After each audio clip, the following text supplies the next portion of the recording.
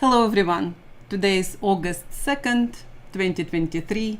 After 3 months of traveling all over the country and outside, we are finally back to our studio and we are so happy to be with you today. And looks like this summer proved to be very busy, and we decided to share with you on Artist Material Advisor what did we do this summer. So many years we were buying ochres from friends, and not only friends, from Italy and from Russia and from Kazakhstan and from Chile.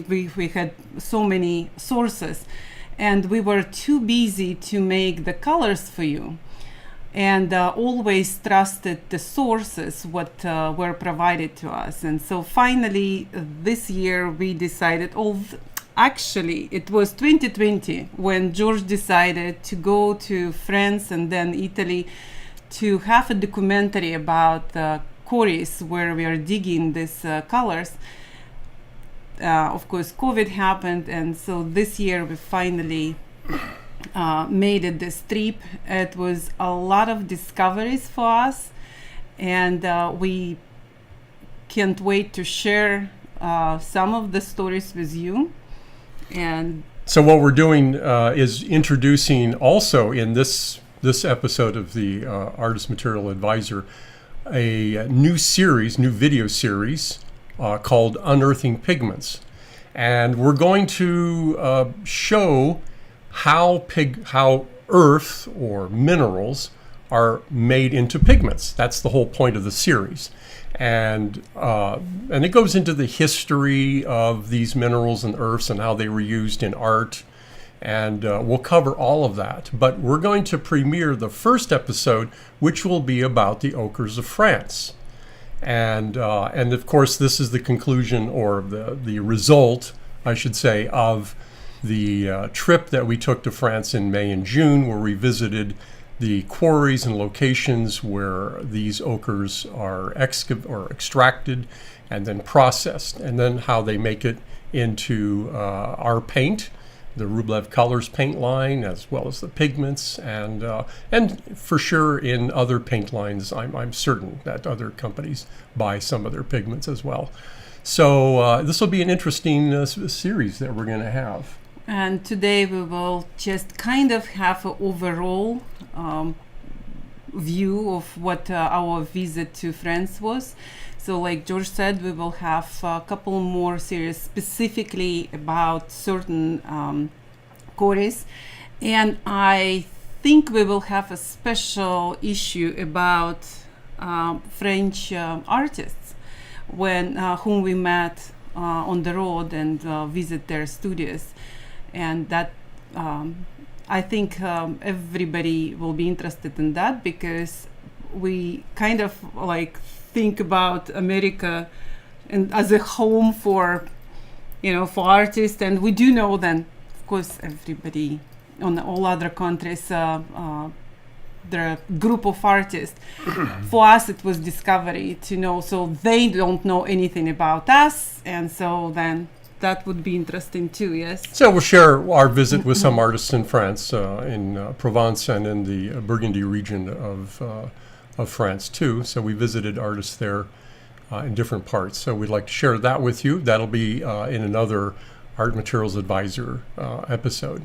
We don't know how long that today program will be, but I will make announcement right now if somebody can't stay until the end. So we have special deal right now on natural pigments, especially for the French colors. And do they need to know the code? No.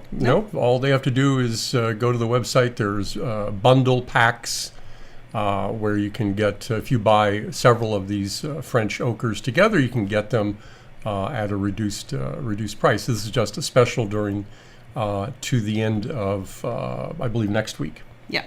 So check out. Yeah. So let's start this. This first video you're going to see is the first episode of Unearthing Pigments, which is a new playlist in the Rublev Colors YouTube channel. And so we'll be airing it here within this program. And this is an overview of the locations in France that was visited and the little bit of history of French ochres. So we'll get right into it. Ask the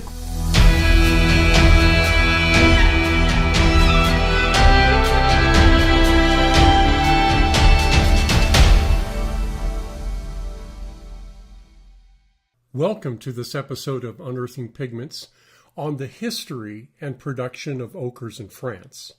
Ochre has been used by humans for thousands of years, and its significance in art, architecture, and industrial applications has left a lasting impact on the heritage of France. Join us as we delve into the origins, industrialization, and modern resurgence of ochre production.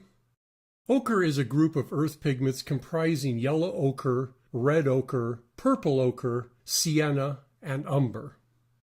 The primary components of all ochres is iron oxide, which occurs in various minerals like goethite, giving yellow hues, and hematite, responsible for red colors.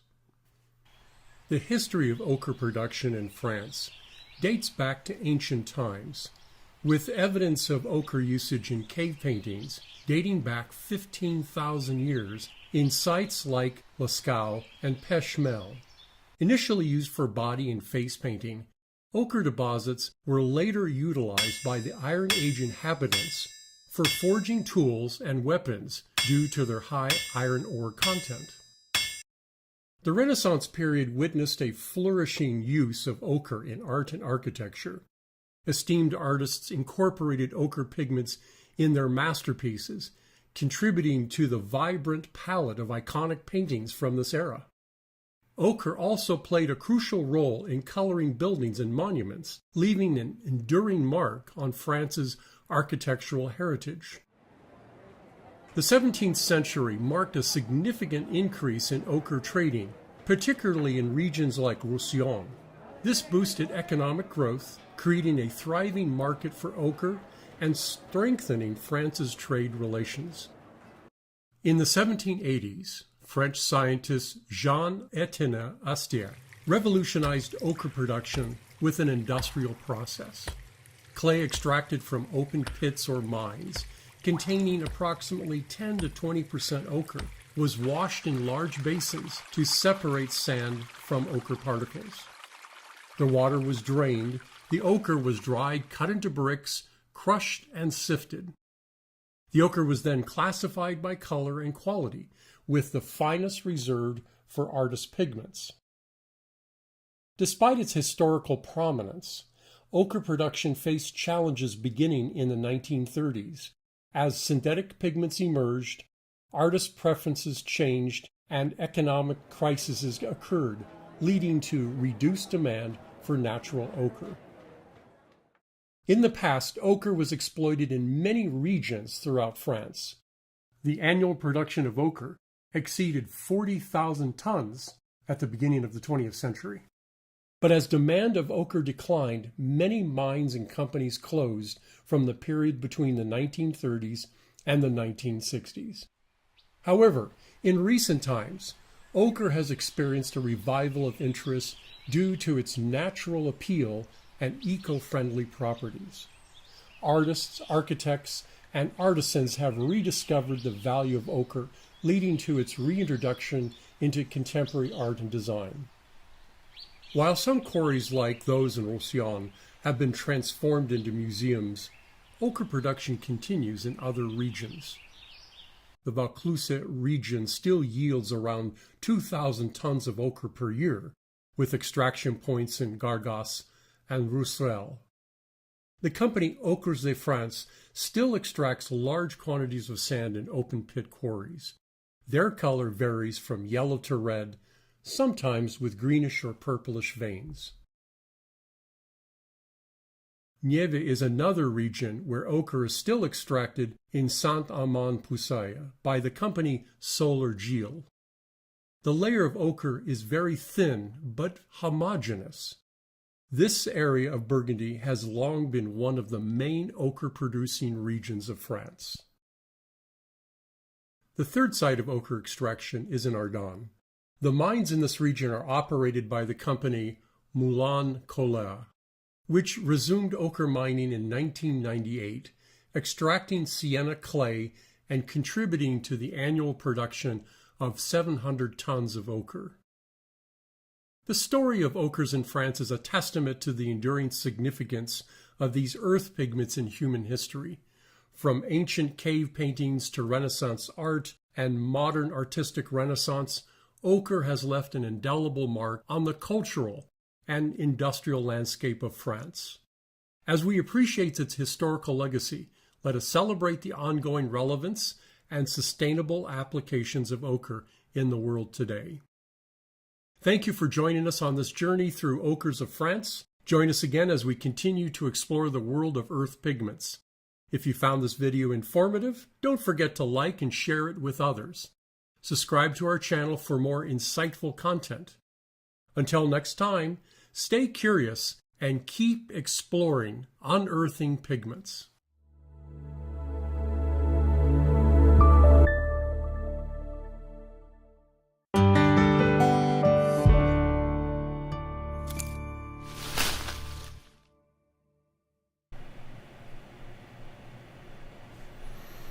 So that was the first of the Unearthing series, just an overview of French ochres.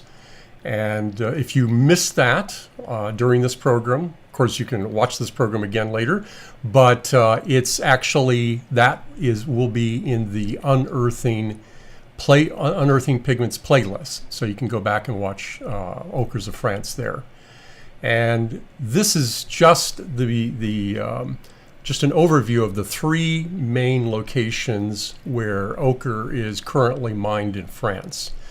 In the next, we're going to have two more after that, and one is going to cover the ochres of Burgundy and Ardennes, and then the second one will be the ochres of Apt. Let's show something. I'll show you a little trailer right now, just what that is.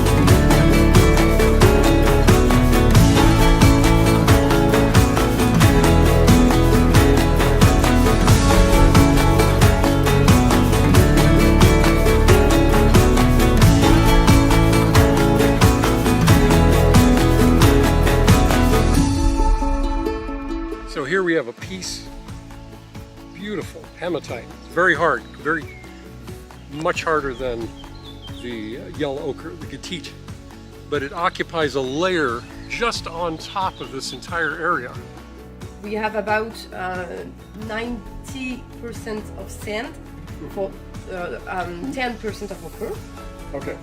About, it's not exact, but it's average, and we need to have pure ochre. Right. So we extract it.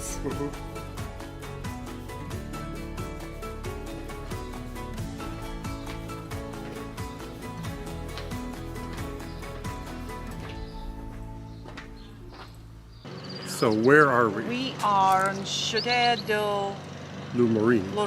Loumarine. Chateau de Loumarine. And so that is the village of the Loumarine.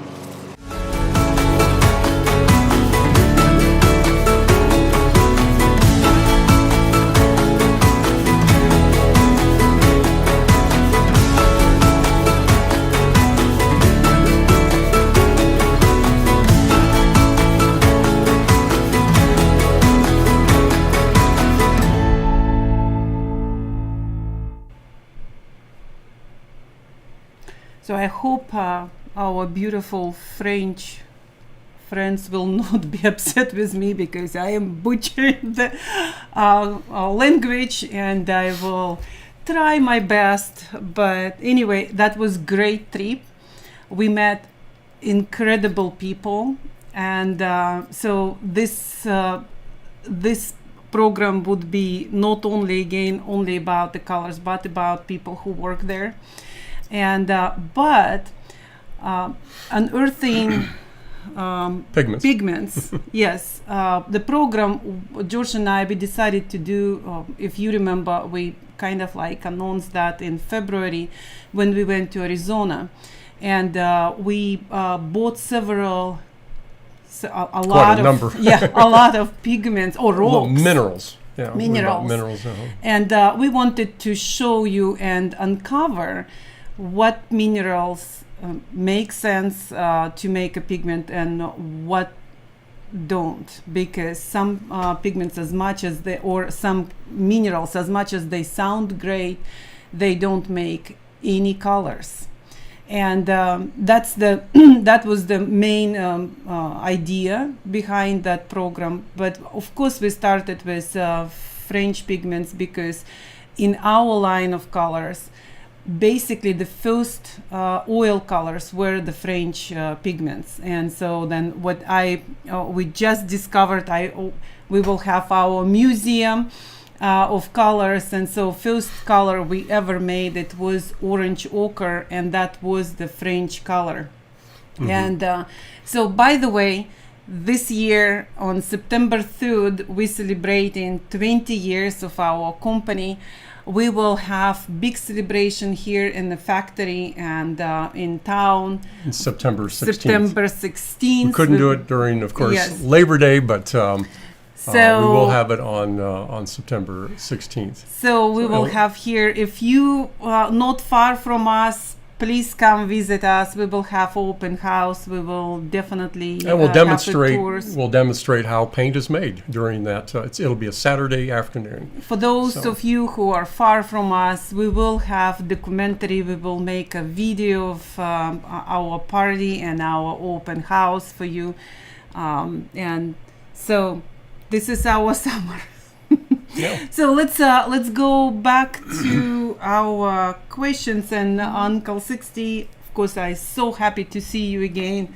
It's always pleasure and fun to read your questions. So the question here is, what give ochre those two basic colors?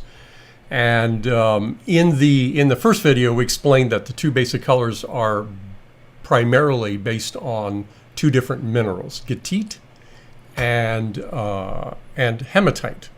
So hematite gives a red color, and goethite gives a yellow to brown color. And in terms of iron, and these are both iron oxide minerals. They're just different forms of iron oxide. And so, for instance, the yellow has an iron oxide hydroxide, which means there's a water molecule trapped in there. And what you saw just briefly is in the trailer how they calcinate or roast the yellow ochre or the goethite, and it becomes now a red ochre. And this is also how you make a burnt umber or burnt sienna. It's the same process. So and we'll when we get into the next unearthing video, we're going to talk about that in much more detail. So it's a very interesting process. And how they process each of these minerals is different from the locations. One of the things that we learned, which was quite interesting, was that all of these companies, these French ochre companies, offer quite a range of different earth pigments. And so, and we've always wondered about that. Are these all originally extracted just as they are? And what we learned primarily, and what we suspected also, is that they're blends. So in essence, there's really only 4 main sources of mineral in France. And by the way, there used to be, as I pointed out in the video, there used to be 18 companies producing 40,000 metric tons of ochre per year. This was a staggering amount for that time, and that was in the heyday of ochre production in France. And France probably had the largest ochre production in the world, and so we see that that's because of the Depression, because of the Second World War, and of course changes and everything. That production diminished considerably until now.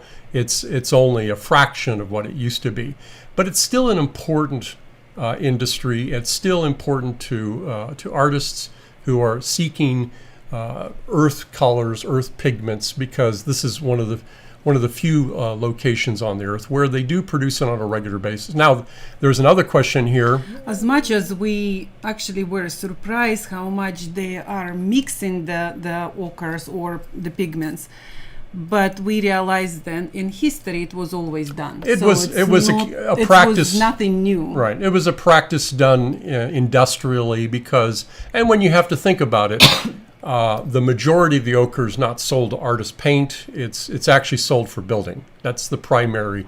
That's probably at least 80% of the total sales for ochre. So you have to understand that they do the blends for that particular market, not necessarily for artists. But we can benefit from those, and by far the majority of those blends are all natural. So in other words, they just blend various amounts of the different minerals available to them. Of course, there's another question here.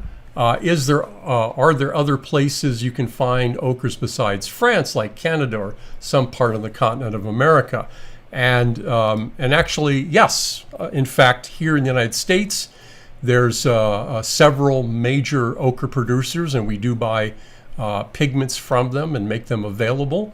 One of our most popular ones is what we call Blue Ridge Yellow Ochre, which is an ochre from the West Virginian area and produced by a company. Actually, it is a family company that was owned and operated for well over 100 years, well known in this country. So there are ochres produced in Canada. Not so much ochres, but there's other minerals being produced in Canada that are very important, used in many different industries.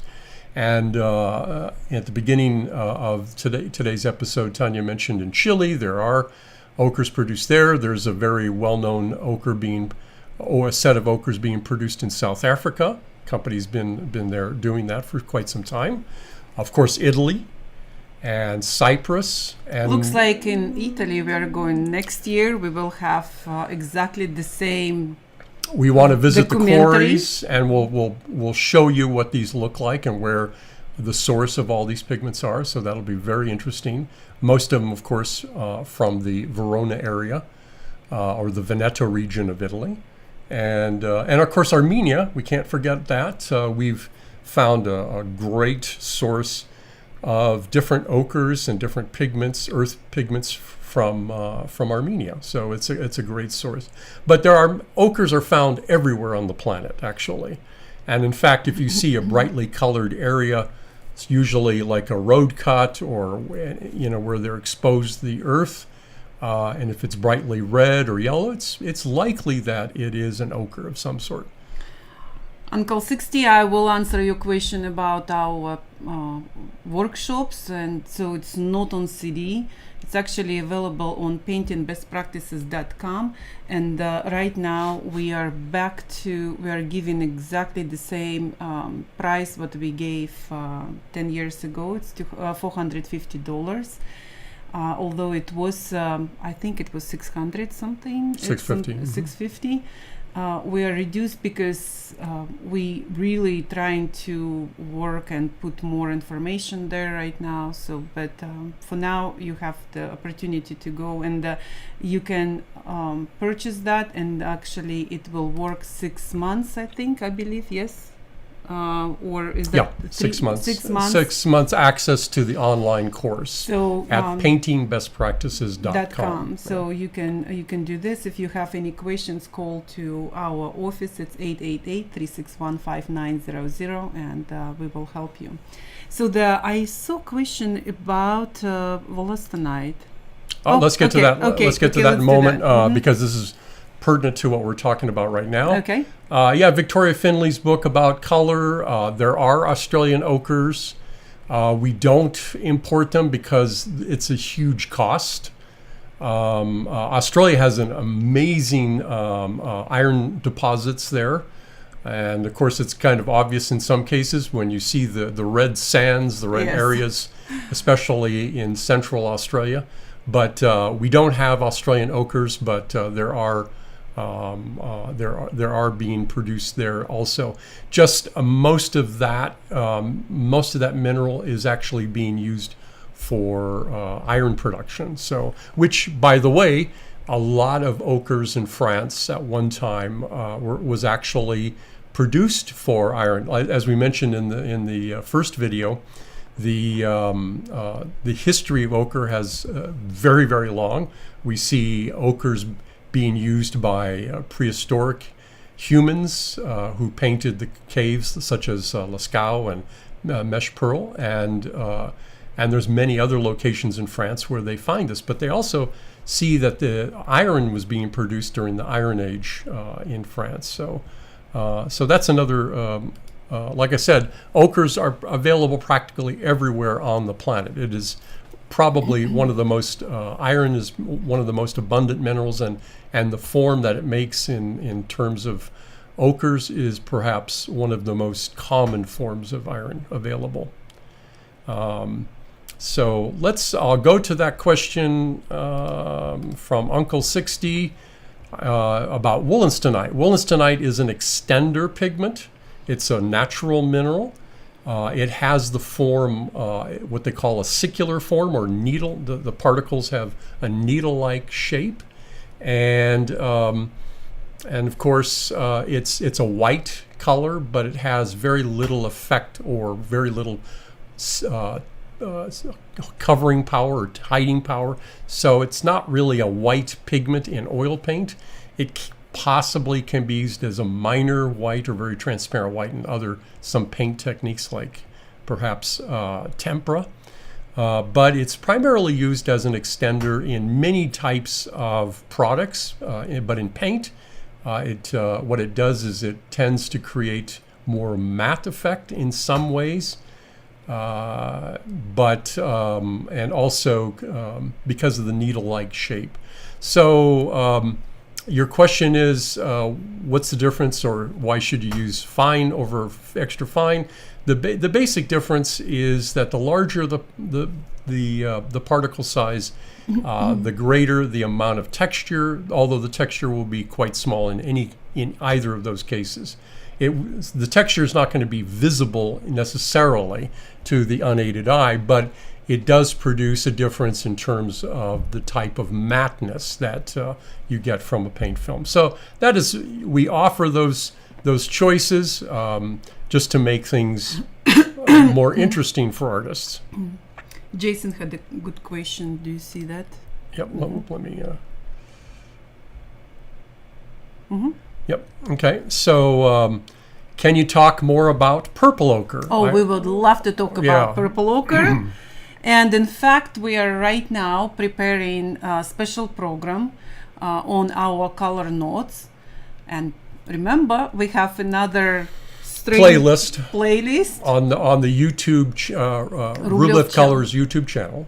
So, and it's called Color Notes, and so we working right now on purple ochre and violet hematite. So we compare two of them, and so what is it exactly you want to hear? I'm not sure. So then, what basically, again, it's a purple ochre. It's an iron oxide, and always keep in mind that iron oxides have a range of color from yellow to brown to red, purple, and even black. Actually, purple is very unusual. So, in fact, in our company, when we started make colors, we completely forgot about purple, because in nature, purple is not exist. And even purple ochre, what we call purple ochre, it's not exactly, if you will look the pigment, it's not a bright purple, but it has a deep, subdued purple, violet purple type cast to it, and which makes it, and the main difference between the violet hematite and the purple ochre is its opacity, so, and tint strength. So that's the main particular difference. So it is a hematite, but there's a small amount of other mineral there that turns that red into kind of a purple color. So just like, for instance, you can take a yellow ochre and by adding a little bit of black, you turn it into a very subdued green. The same thing, or a somewhat different change in color happens with hematites or with red ochres. So that's its main, and it's a very popular color in our line because people have found it to be excellent, especially in shadow areas, because it gives that cool, that kind of coolness to the shadow. It makes it very unusual. So it's a very popular way about that. So then we're basically can answer this question, Akshay. So are ochres better than oxides? it's if you're talking about synthetic oxides, iron oxides, it's not that they're better. Neither one is better than the other. They're different. So, for instance, some companies or people may claim that synthetic iron oxides are better. Well, what is the basis of that claim? In other words, how is it better? See, you have to understand something could be better for one application, but not very good for another application. So better in the case from an artistic standpoint has to be qualified based on what criteria. So as an example, for instance, if you're looking for extremely strong tinting, if you're looking for great coverage, very good hiding power, yes, certainly synthetic iron oxide is going to give that to you. But if you want something more subtle, if you want more transparency, if you want maybe texture in your painting, then an earth color will be a much better, an earth pigment. By the way, the term earth pigment really means a natural iron oxide. So which is basically, that's what it is. It's an iron oxide. Ochres are earth pigments, and they're all iron oxides.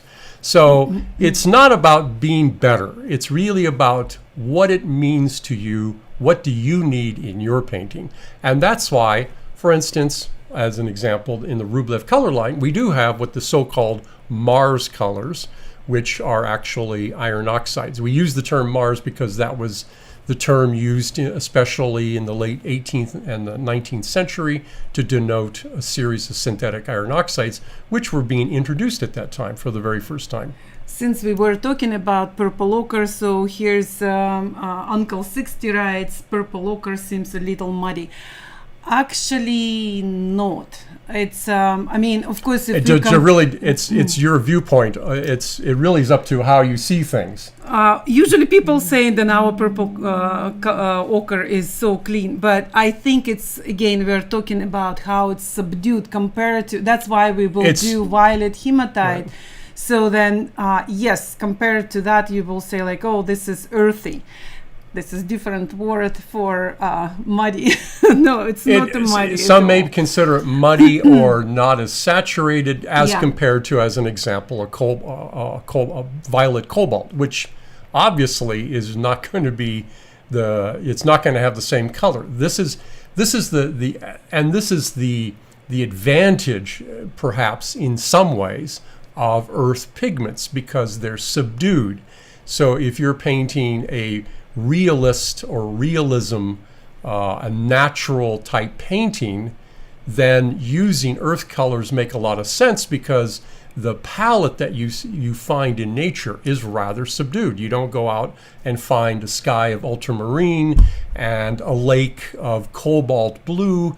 You see that these colors are mitigated. They're not as bright. So, Tiri, we missed you on our cohorts. George was preparing whole answer for you, and hopefully you will look on cohorts back video. But here's your question is, are there any blue earth pigments? No. earth pigments. No, it was one Well, color there had is Vivianite. technically a blue, what we call, and we were heavily corrected about calling ochre blue, but that is the parlance for a pigment known as Vivianite. Yeah. And Vivianite is a bluish earth color, but it is not an ochre. Okay, that's very important to understand.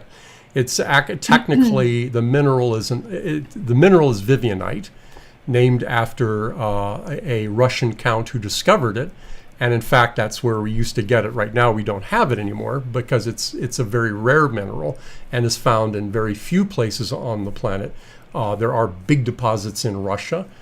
There are some smaller deposits in Europe, and it did find its way into European painting, especially in the 15th and 16th century. There's some examples of it there, but it's a blue earth pigment. It has somewhat reminiscent of a kind of a dull indigo. Yes. Yeah. It's kind of like an indigo very, color. Very Beautiful. Yeah. Beautiful color. Very close to what we had Maya. That's why we had Vivianite, but then we lost because of, in Russia situation. Then we had Maya. Now we lost Maya. And so it's like every time in history, pigments come and they go. And that's our task or goal, to bring that pigments to you. So that's we still will try to bring the Vivianite back, and looks like George is talking now, making Maya here in our factory. Here's another question here. How is yellow ochre lightened, such as yellow ochre light? Well, in some cases, it's done naturally. It is natural. In other words, the iron content of ochres can be anywhere from 10% up to 90%. And of course, the bigger the percentage of the iron content, the stronger tinting, the more opaque the color is. However, the other part of that mix is a natural melange of different minerals that are normally associated with that area. Wherever they dig it, there's going to be a mixture of different minerals. It could be chalk, calcium carbonate.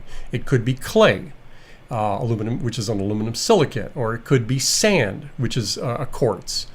Or a silicate. So all of these are possible. And in the ochres, which we're going to talk about in the upcoming episodes on Unearthing Pigments, we're going to talk about how in one part of France, the majority of the pigment, or what they dig out of the ground, is sand. But in the other part, the majority is clay. So Neil, all of these, I all didn't these mean vary. to laugh at the question. I just laugh at actually in our situation, because we just again we placed a new order for French pigments, because we got so excited about coming back, and of course one of the colors was in range of the pigments. We have yellow ochre extra pale. In oils, it's pale yellow ochre, or yellow ochre pale, which we realize now we will not have anymore.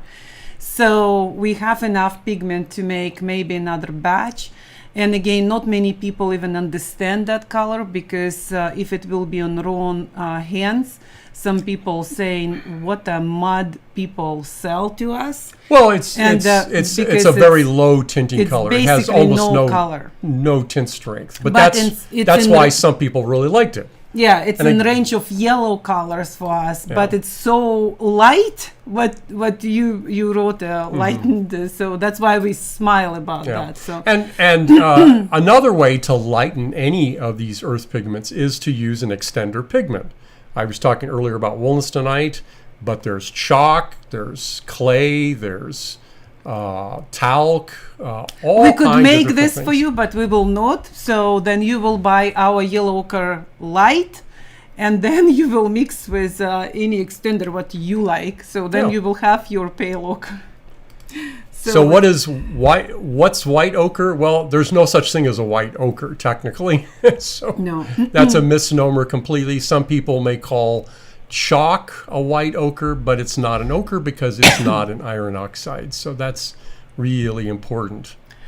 So I like this comment from Eileen. She talks about purple ochre is awesome. Thank you for that. And Eileen is a tempera painter.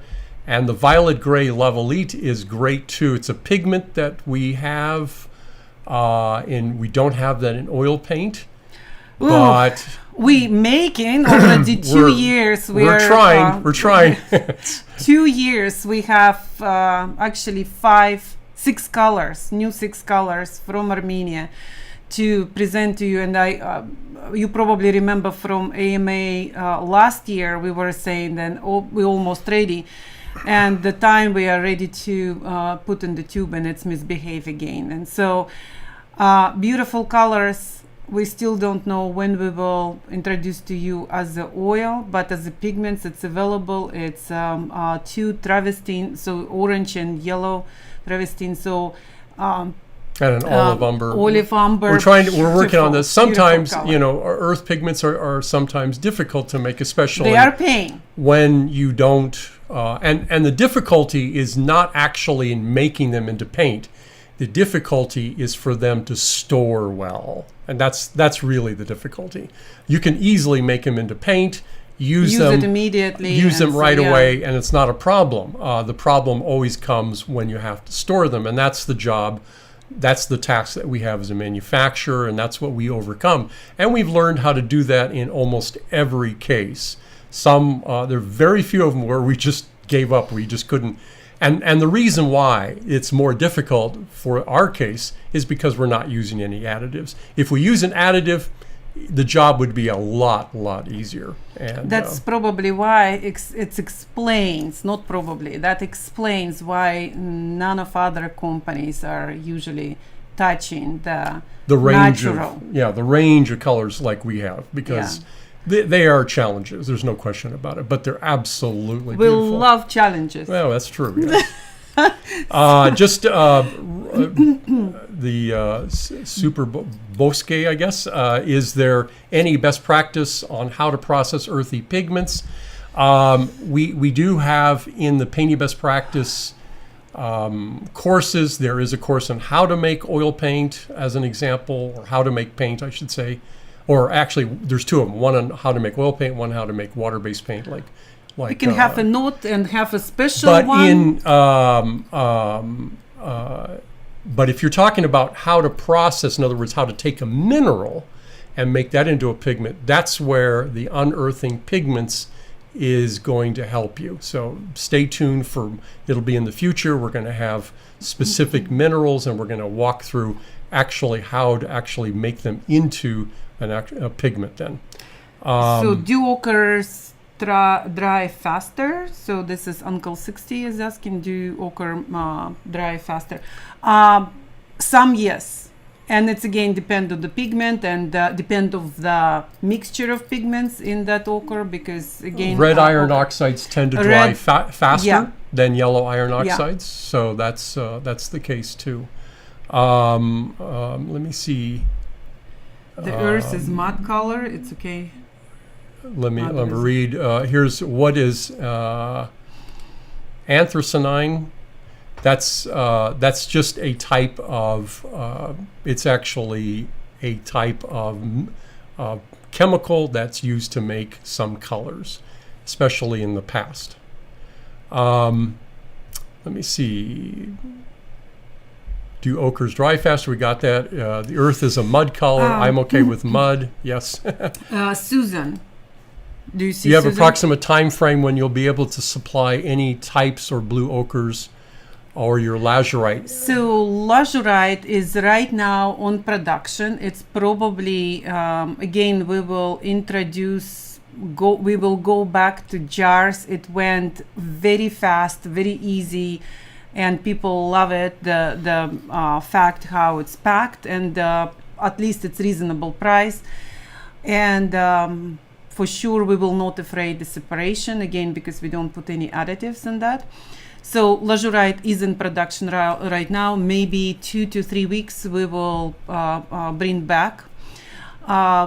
Vivianite, a little bit difficult because the source we had was in Russia. It's what's interesting about the mineral Vivianite. It's actually grows or forms, I should say, if not grows, but forms on organic materials. So where it's found is the most common location where it's found is in peat bogs, but it's actually been known to form on bones and things of this nature. So we're investigating other sources of Vivianite. We did see a source in Brazil, in the Amazon, but we're uncertain about that particular type or form of Vivianite. It's not a typical form that can be used as a pigment, so we're unsure. It did look very black, but definitely look like glass. So then we can understand, and as soon as we grind, it will lose color completely. We'll figure that out. But it's a beautiful color, and so the lazurite or lapis lazuli, just why it goes in and out of stock, it's because the source of our lapis is from Afghanistan. So sometimes we can get it, sometimes not. But we're going to try to ensure a more steady supply. And Susan, we will have in Canada. We will send to our. It will be on naturalpigments.ca, and so we'll make it available. Yeah. And I think you will have announcement that for Canada too. So wait. Is lapis not an earth blue? Like I mentioned, earth pigments, or how we classify earth pigments, are iron oxide pigments. So technically, no, it's not an earth blue pigment. But anybody could call it an earth blue. I mean, there's nothing wrong with doing that. It's just that when we're communicating with people, we refer to earth pigments as a natural iron oxide. That's the only difference there. So Akshay, I will definitely pay attention your problem with painting best practices. This is really not common. So usually people register and like this. So can you please write to? Make sure that, for instance, you look in your spam folder, because sometimes mail goes to there. So, but. We'll take a look at for you and let you know. Okay. So did we cover everything? Somebody wants to say, one day show your production factory making oil paint process. We actually have a couple of videos showing the process in the YouTube channel. We'll be glad to do that. We need to prepare this. We make a special program for 20th anniversary, and looks like it will be very exciting.